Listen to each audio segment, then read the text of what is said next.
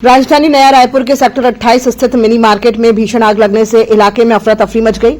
आग की चपेट में आकर किराना स्टोर और कपड़ों की दुकान समेत कई व्यावसायिक प्रतिष्ठान पूरी तरह से जलकर खाक हो गए। आग की सूचना मिलते ही स्थानीय लोग मौके पर एकत्र हो गए और अपने स्तर पर आग बुझाने का प्रयास किया, लेकिन देखते ही देखते आग ने विकराल रूप ले लिया। सूचना दिए जाने के लगभग 1 घंटे बाद दमकल विभाग की टीम मौके पर पहुंची, जिसके बाद आग पर काबू पाने का प्रयास शुरू किया गया। घटनास्थल पर दमकल की 2 गाड़ियां आग बुझाने में जुटी रहीं। प्रकृति की ओर सोसाइटी द्वारा गांधी उद्यान रायपुर में 9 से 11 जनवरी तक फल फूल सब्जी प्रदर्शनी का आयोजन किया गया है। प्रदर्शनी में 50 से अधिक देशी विदेशी किस्मों के 5000 से ज्यादा रंग बिरंगे फूलों को प्रदर्शित किया गया है। गुलाब, गेंदा, रजनीगंधा, लिली, जरबेरा, ऑर्किड, ट्यूलिप, सूरजमुखी सहित कई किस्मों के फूल लोगों को आकर्षित कर रहे हैं। एग्जीबिशन में घड़ी चौक, वन भैंसा और छत्तीसगढ़ की पारंपरिक लोक संस्कृति की झलक भी देखने को मिल रही है। फूलों, पौधों और हरियाली के कारण गार्डन क्षेत्र की एयर क्वालिटी शहर के अन्य इलाकों से बेहतर रही। यहाँ शहर का औसत AQI 192 दर्ज किया गया, वहीं गार्डन एरिया में ये 170 रहा।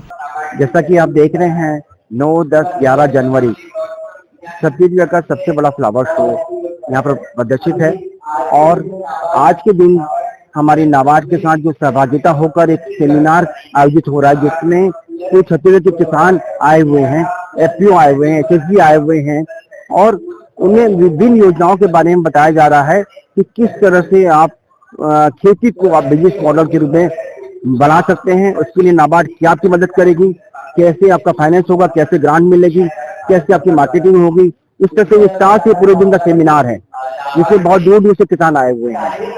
और इस फ्लावर शो की सबसे बड़ी बात यह है कि यहाँ पर आने के बाद हर व्यक्ति के मन में ये तो जरूर आता है कि हमारे यहाँ भी इस तरह की फुलवारी होना चाहिए।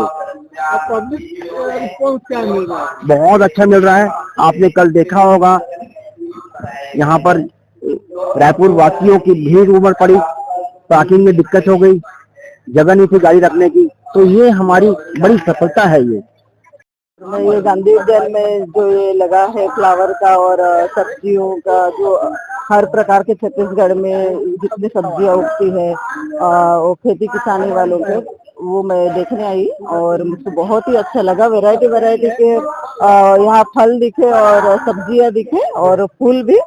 फूल तो बहुत ही अच्छे लगे। गार्डन हो गया है दिल यहाँ पे आके।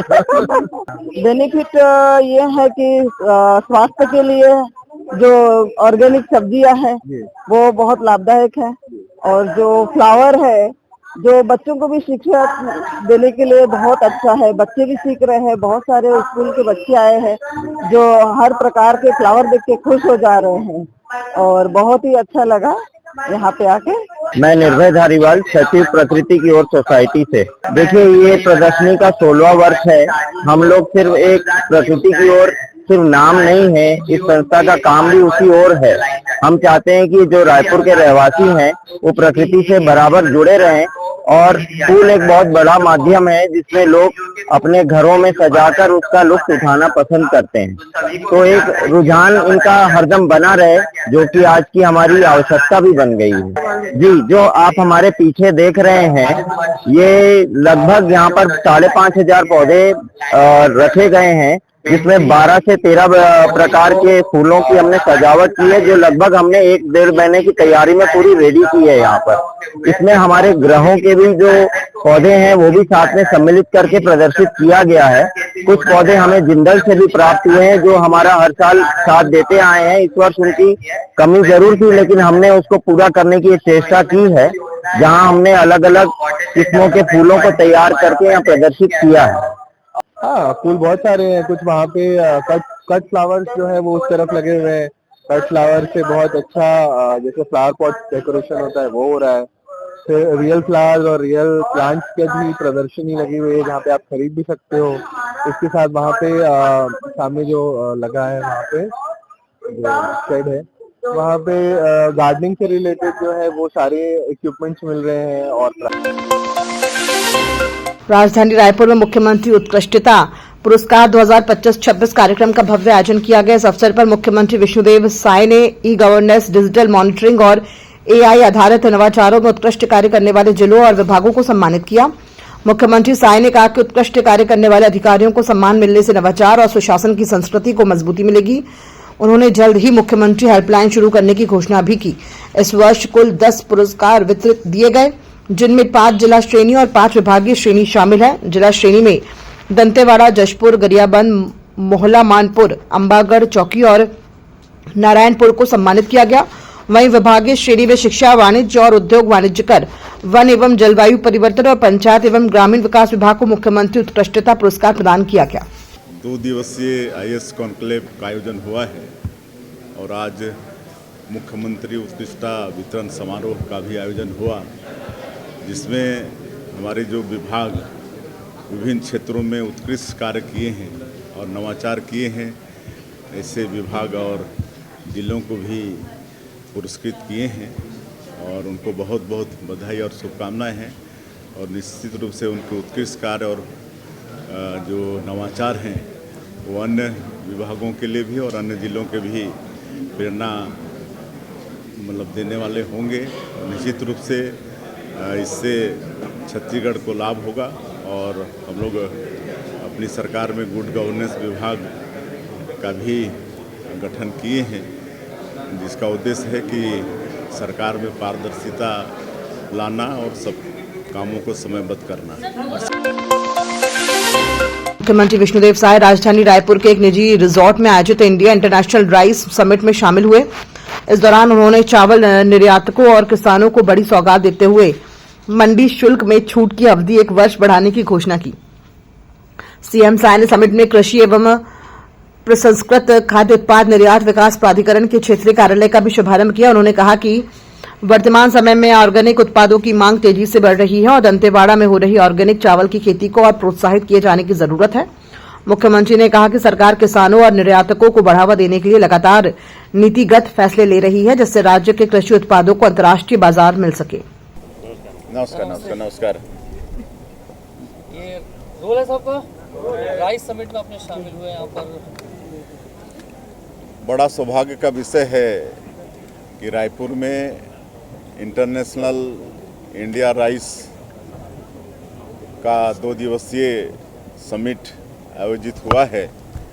मैं इसके लिए आयोजन समिति को, मुकेश जैन और उनकी पूरी टीम को बहुत बहुत बधाई देता हूँ। पिछले साल भी समिट हुआ था, लेकिन मैं देख रहा हूँ कि इस साल भव्यता ज़्यादा है। 6 कंट्री के हमारे एम्बेसी के प्रतिनिधि भी इस समिट में उपस्थित हुए हैं और 12 कंट्री के बायर भी यहाँ पर उपस्थित हैं।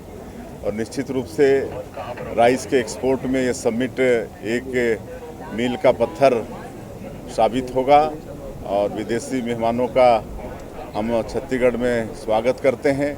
और पिछले समिट में अपीडा का एक रीजनल ऑफिस खोलने का आग्रह हमने किया था अपीडा से, तो आज अपीडा के चेयरमैन भी आए हैं और आज रीजनल ऑफिस का शुभारंभ किए हैं। तो इसके लिए मैं अपीडा को धन्यवाद देता हूं और इससे निश्चित रूप से एक्सपोर्ट में लाभ होगा। आपने मंडी शुल्क भी समाप्त किया है? हाँ, मंडी शुल्क पिछले साल 0% था, जिसकी अवधि दिसंबर में समाप्त हो गई है।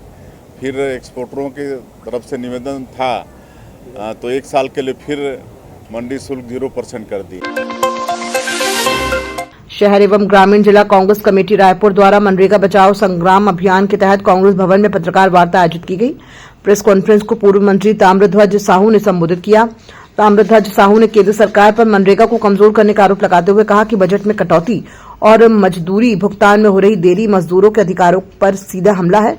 उन्होंने कहा कि कांग्रेस पार्टी इसे बर्दाश्त नहीं करेगी और मनरेगा और मजदूरों के हितों की रक्षा के लिए सड़क से लेकर सदन तक संघर्ष करेगी। अभी मनरेगा हम लोगों ने, हमारी सरकार ने लागू किया था, जिसको वर्तमान नरेंद्र मोदी जी की सरकार बंद करके नया स्कीम ला रही है, नया योजना ला रही है, जिसको न लाया जाए, मनरेगा को यथावत रहने दिया जाए। इसलिए हम लोगों का ये अभियान चल रहा है एआईसीसी के निर्देश पर। अभी मनरेगा में 365 दिन पूरा काम करने का मजदूरों को अधिकार था। जब काम मांगे तुरंत काम स्वीकृति का अधिकार था।